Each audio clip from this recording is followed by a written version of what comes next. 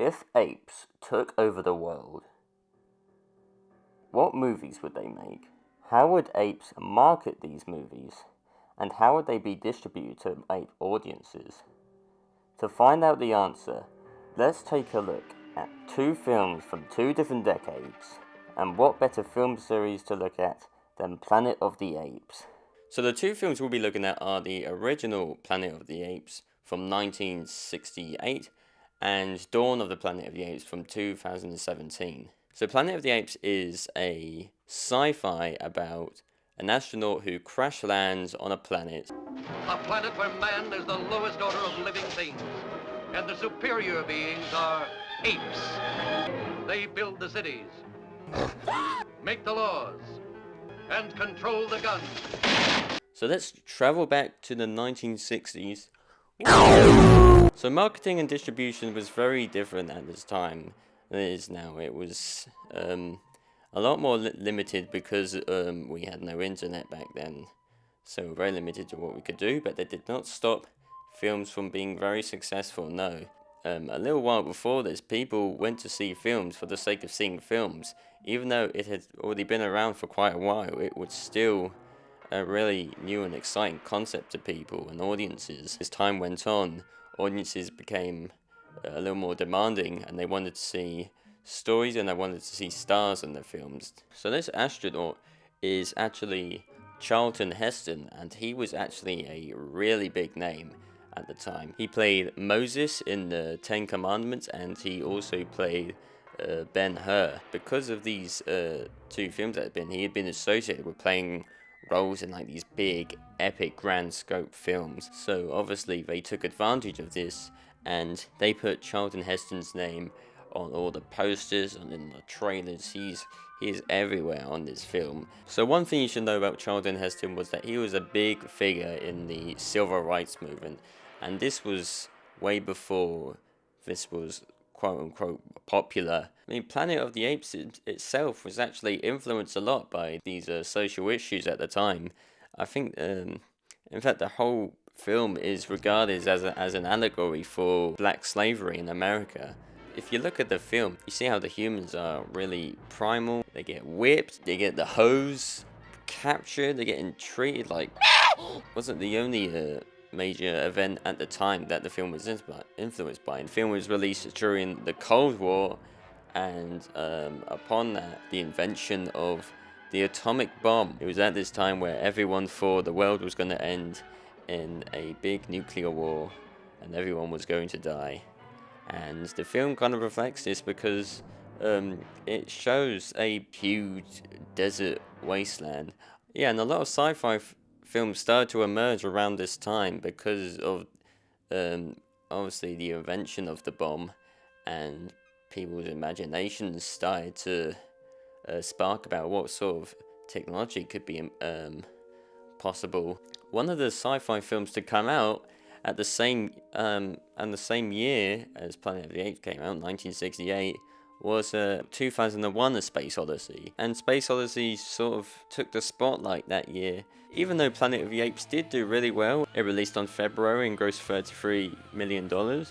And it released on the same opening weekend as Disney's Blackbeard's Ghost, which actually didn't too bad actually, but it definitely beat that. So I guess, well done, you beat a film called Blackbeard's Ghost. It was distributed by 20th Century Fox, and it was their big release of the year. The other films they released were the Boston Wrangler, Perfect Poison, some crime. There was a western in there. Nothing really on the scope of Planet of the Apes. The film released in America. This was a time before films in America started to be screened internationally. Although it did have a re-release in New Zealand on June 2020. I'm not sure why, but New Zealand is the location of Weta Digital. And guess what film Weta Digital worked on? They worked on Dawn of the Planet of the Apes. So Dawn of the Planet of the Apes is actually a sequel. It is the second film of a reboot trilogy. Being a remake / reboot, the series that you're rebooting has to have an audience. Dawn mirrors the previous entry in the series, Rise, which mirrors the original 1968 film. You see in this particular poster here, where you have the apes following the main character Caesar, and he's doing this big pose with the Golden Gate Bridge in the background. And actually notice that the pose he is doing is actually supposed to represent the iconic final shot of the original film with the Statue of Liberty. Something that features in all of these posters is the main character Caesar. He's played none other than the legend Andy Serkis. He is considered the king of motion capture, which is this technology where you put a bunch of dots, you wear this big suit, they capture your movement and your facial performance to create a realistic CGI character. He played Gollum in Lord of the Rings, which is really showed off the technology of motion capture for the first time. And also in King Kong as well, he played the big ape himself. Like how Charlton Heston was for the original, Andy Serkis was for Dawn. The whole marketing for this film, well, it focuses a lot on the virus, a little bit more than the apes. So for the film, they had this promotional website, sort of like a NHS parody website for the simian flu, where there was this like guide video that was basically like an informative video about how easily the simian flu can spread to people and how you can protect your family. There was also 3 short films actually released called Before the Dawn, 3 short stories showing the lives of survivors and their different perspectives as they were trying to survive during this pandemic. There were a few things that could have influenced this decision. One was the Ebola virus in West Africa, which was very, very devastating. Or it could have been a craze with like zombie media. There was World War Z the year before in 2013. The 5th season for The Walking Dead came out in 2014. And that, I think that broke records actually of how popular it was. And then there was also The Last of Us, which was another really big popular game that came out. The film released on June 10th, 2014. Obviously it was during the summer, and summer is when all the big blockbuster films come out. So you'd think there'd be a lot of competition. Well, not entirely. The only film that was really big was coming out at the end of the month, and that was Guardians of the Galaxy. It did very well internationally in the different territories, especially in the territory of South Korea.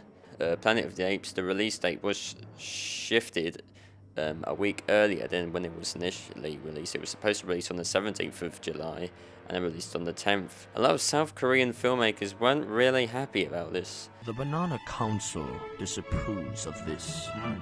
There was a lot of drama regarding it because a lot of the films by a lot of South Korean filmmakers that were strategically scheduled between Transformers and Dawn of the Planet of the Apes, that all that planning kind of went away.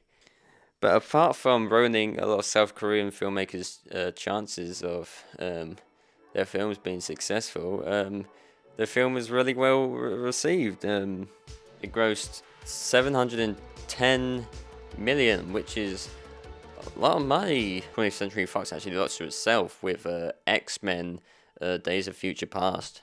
That just beat Planet of the Apes.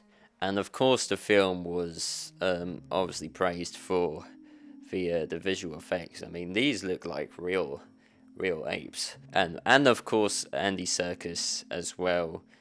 As always, he does a stunning job. He's the reason that these effects are praised so well, because he's able to bring humanity and emotion to these CGI characters. I don't know where to end this, so going back undercover because they're gonna find me soon. I'm going back undercover as an ape. They're gonna find me soon, so I gotta lay low, and I'm And now I know how to market my next film. That's what I'm doing here in the Ape Society. Thank you for listening.